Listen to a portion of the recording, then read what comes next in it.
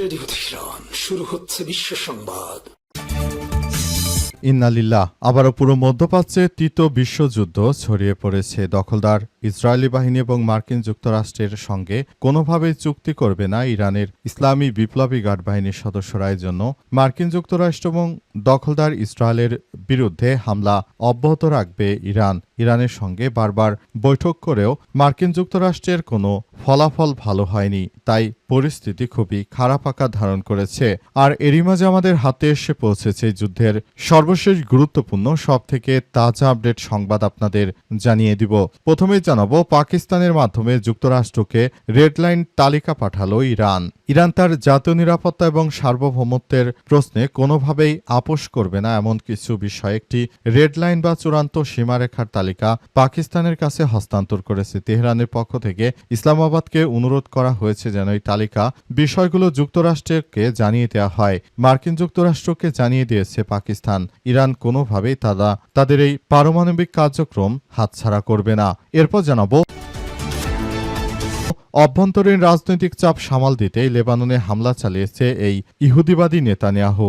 লেবাননের সশস্ত্র গোষ্ঠী হিজবুল্লাহর বিরুদ্ধে কঠোর সামরিক ব্যবস্থা নেওয়ার যে নির্দেশ প্রধানমন্ত্রী নেতানিয়াহু দিয়েছেন তা মূলত অভ্যন্তরীণ রাজনৈতিক চাপ সামাল দেওয়ার একটি কৌশল মাত্র বলে দাবি করেছে দেশটির সামরিক কর্মকর্তারা। ইসরায়েলি সংবাদ মাধ্যম ইসরায়েল হায়মের এক প্রতিবেদনে বলা হয়েছে যে প্রধানমন্ত্রীর এই ঘোষণা আদতে একটি শক্তি প্রদর্শন বা লোকদের দেখানো একটি হুঁশিয়ারি। এটি মূলত তার ক্ষমতাকে বাঁচানোর জন্য এই ধরনের কার্যক্রম আসলে হচ্ছে।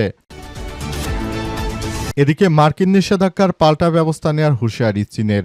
যুক্তরাষ্ট্র কর্তৃক চীনা কোম্পানিগুলোর উপর আরোপিত নতুন নিষেধাজ্ঞাকে অবৈধ আখ্যা দিয়ে এর তীব্র সমালোচনা করেছে চীন। বেইজিংয়ে এক সংবাদ সম্মেলনে চীনা পররাষ্ট্র মন্ত্রণালয়ের মুখপাত্র লিন জিয়ান বলেছেন তার দেশ নিজস্ব প্রতিষ্ঠানগুলোর স্বার্থ রক্ষায় প্রয়োজনীয় সব ধরনের ব্যবস্থা গ্রহণ করবে।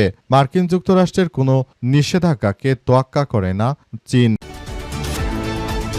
এবারে জানাবো, ইরান যুদ্ধে আমিরাতকে সহায়তায় সেনাসহ আয়রন ডোম পাঠিয়েছিল ইসরায়েল। ইরানের সঙ্গে যুদ্ধ শুরুর দিকে সংযুক্ত আরব আমিরাতকে রক্ষায় সেখানে নিজেদের আকাশ প্রতিরক্ষা ব্যবস্থা আয়রন ডোম মোতায়েন করেছিল ইসরায়েল। এছাড়াও এটি পরিচালনার জন্য দেশটিতে বেশ কয়েকজন সেনা পাঠিয়েছিল তেল আবিব। আজ মার্কিন সংবাদ মাধ্যম অ্যাক্সিওসের এক প্রতিবেদনে এই তথ্য নিশ্চিত করা হয়েছে।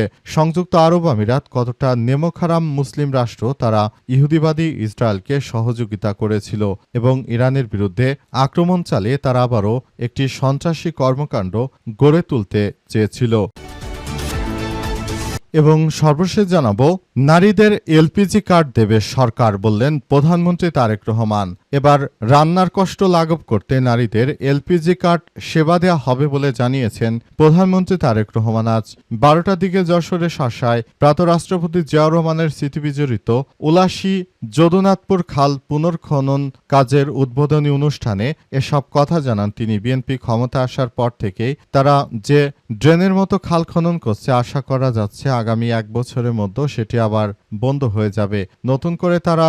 তারা নাকি নতুন করে রান্নার কষ্ট লাঘব করার জন্য তারা এলপিজি কার্ড দেবে, অথচ ফুয়েল কার্ড এ কার্ড সে কার্ড দিয়েছে, কিন্তু প্রত্যেকটি কার্ডেই টাকা দিয়ে জিনিস কিনতে হয়। তাহলে কার্ডের প্রয়োজন কি? আর যদি কার্ড দিতেই হয় তাহলে সবাইকে যদি কার্ড দেয় তাহলে এই কার্ড দেওয়ার মানে কি? প্রিয় দর্শক, এতক্ষণ শুনছিলেন সংবাদ শিরোনাম, এবারে বিস্তারিত।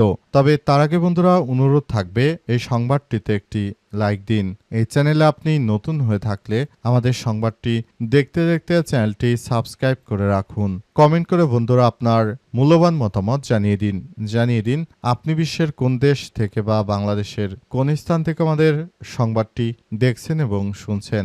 আর বন্ধুরা, সংবাদটি আপনার সোশ্যাল মিডিয়া ফেসবুকে শেয়ার করে বন্ধুদেরও দেখার সুযোগ করে দিন। গাজা যুদ্ধে আপনি যদি নিরীহ ফিলিস্তিনিদের ভালোবেসে থাকেন বন্ধুরা, কমেন্টে ইয়েস লিখে পুরো বিশ্বকে আমাদের এই সংবাদটি দেখার সুযোগ করে দিন। এবারে বিস্তারিত। পাকিস্তানের মাধ্যমে যুক্তরাষ্ট্রকে রেড লাইন তালিকা পাঠালো ইরান।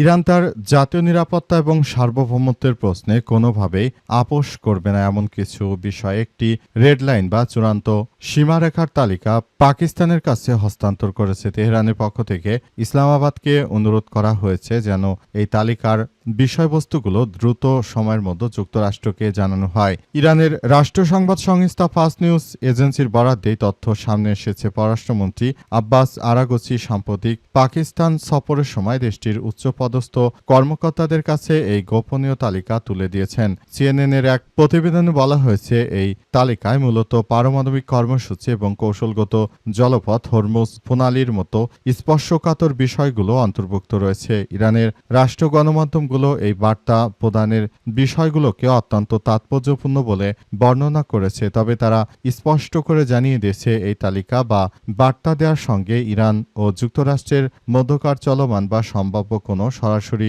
আলোচনার কোনো সম্পর্ক নেই, বরং এটি বর্তমান আঞ্চলিক উত্তেজনার প্রেক্ষাপটে ইরানের অনড় অবস্থান পরিষ্কার করার একটি কূটনৈতিক প্রচেষ্টা মাত্র। তেহরান মনে করছে পাকিস্তানের মতো একটি প্রভাবশালী গুরুত্বপূর্ণ আঞ্চলিক শক্তির মাধ্যমে এই বার্তা ওয়াশিংটনের কাছে পৌঁছে যাবে এবং ওয়াশিংটনকে তারা সরাসরি বিষয়গুলো জানাতে সক্ষম হবে। পাকিস্তান এবং মার্কিন যুক্তরাষ্ট্রের মধ্যে যেহেতু এই মুহূর্তে কিছুটা সময় ভালো কাটছে, সুতরাং এসব বিষয়গুলোকে খুবই গুরুত্ব সহকারে দেখে সবাই একসঙ্গে কার্যক্রমগুলো চালাতে পারছে বলে এমন তথ্য সামনে এসেছে।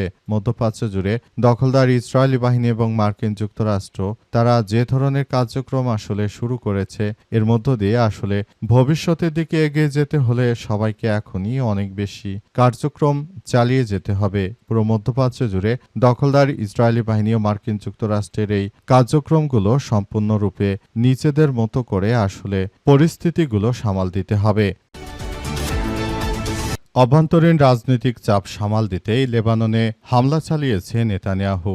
ইহুদিবাদী ইসরায়েলের প্রধানমন্ত্রী বেনিয়ামিন নেতানিয়াহু তিনি ইরানের উপর হামলা চালিয়েছেন এবং লেবাননের উপর হামলা চালিয়েছেন মূলত নিজের ক্ষমতাকে তিনি পাকাপোক্ত করতে চান বলে জানা গেছে। ইসরায়েলের প্রধানমন্ত্রী বেনিয়ামিন নেতানিয়াহু শুরু থেকেই তিনি এমন কিছু কার্যক্রম চালিয়ে যাচ্ছিলেন, মনে হচ্ছিল তিনি লেবাননের উপর অন্যায়ভাবে একটি আক্রমণ চালিয়ে লেবাননকে ধ্বংসস্তূপে পরিণত করার একটি ষড়যন্ত্র করছেন। তার এই ষড়যন্ত্র মোকাবেলা করে লেবানন এগিয়ে যাচ্ছে। মুসলিমদের শক্তিশালী এই রাষ্ট্র লেবানন তারা এগিয়ে যাচ্ছে দখলদারদের বিরুদ্ধে। সর্বাত্মকভাবে তারা ধ্বংসস্তূপ তৈরি করেছে এবং প্রতিনিয়ত লেবাননের যোদ্ধারা তারা দখলদার ইসরায়েলি বাহিনীকে লক্ষ্য করে পাল্টাপাল্টি আক্রমণ চালিয়ে পুরো পরিস্থিতি আসলে সঠিকভাবে নেয়ার অনেক বেশি প্রচেষ্টা চালিয়ে যাচ্ছে লেবাননের সশস্ত্র যোদ্ধারা। তারা জানিয়েছে যে আসলে ইহুদিবাদী ইসরায়েলিরা আমাদের উপর যে আক্রমণ করেছে সেই আক্রমণ আমরা কোনোভাবেই মেনে নিতে পারি না। দখলদারেরা শুধুমাত্র এই ইহুদিবাদী ইসরায়েলের প্রধানমন্ত্রী নিজের স্বার্থ হাসিল করার জন্য তিনি এমন এমন অপরাধী কার্যক্রম চালিয়ে যাচ্ছেন যে অপরাধের কারণে মূলত সারা বিশ্বের কাছে তিনি একজন দোষী সাব্যস্ত ব্যক্তি হিসেবে প্রতিষ্ঠিত হয়েছেন। মার্কিন নিষেধাজ্ঞার পাল্টা ব্যবস্থা নেওয়ার হুঁশিয়ারি চীনের। যুক্তরাষ্ট্রেও কর্তৃক চীনা কোম্পানিগুলোর উপর আরোপিত নতুন নিষেধাজ্ঞাকে অবৈধ আখ্যা দিয়ে এর তীব্র সমালোচনা করেছে চীন। বেইজিংয়ে এক সংবাদ সম্মেলনে চীনা পররাষ্ট্র মন্ত্রণালয়ের মুখপাত্র লিন জিয়ান বলেছেন তার দেশ নিজস্ব প্রতিষ্ঠানগুলোর স্বার্থ রক্ষায় প্রয়োজনীয় সব ধরনের ব্যবস্থা গ্রহণ করবে। আন্তর্জাতিক আইনের তোয়াক্কা না করে ওয়াশিংটনে এই ধরনের একতরফা নিষেধাজ্ঞা চর্চাকে চীন সর্বদা বিরোধিতা করে আসছে বলে তিনি উল্লেখ করেছেন।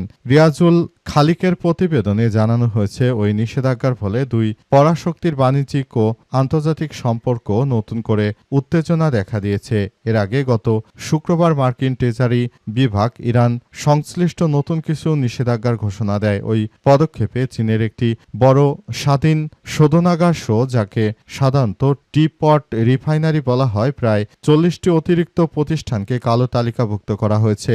মার্কিন যুক্তরাষ্ট্র আসলে তারা চায় যে কোনোভাবেই যেন যেন ইরানের সঙ্গে কেউ ব্যবসায়িক কোনো সম্পর্ক গড়ে তুলতে না পারে, যাতে করে মার্কিন যুক্তরাষ্ট্র তারা শুরু থেকে ইরানের বিরুদ্ধে গিয়ে তারপর এই ষড়যন্ত্রমূলক কার্যক্রমগুলো তারা যেন চালিয়ে যেতে পারে, এমন একটি বিষয় সামনে এসেছে। এবং মধ্যপ্রাচ্য জুড়ে দখলদার ইসরায়েলি বাহিনী এবং মার্কিন যুক্তরাষ্ট্র তারা ইরানকে আর্থিকভাবে ক্ষতি করার জন্য মূলত এই ধরনের ষড়যন্ত্র কার্যক্রম তারা চালিয়ে যাচ্ছে। পুরোপুরি মধ্যপ্রাচ্য জুড়ে দখলদার ইসরায়েলি বাহিনী আসলে যে কার্যক্রমগুলো চালিয়ে যাচ্ছিল এগুলো কোনোভাবেই গ্রহণযোগ্য হতে পারে না।